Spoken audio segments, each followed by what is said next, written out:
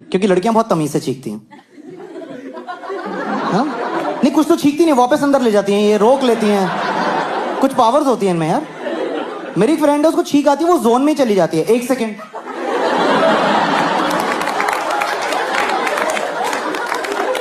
गई। मैं क्या आत्मा बुलाई थी क्या? मैं तेरे सामने बैठा, मेरी फट गई यार, क्या हो गया तुझे? वो बहुत ही कॉन्शियस रहती कि ना पब्लिकली छींक ना निकल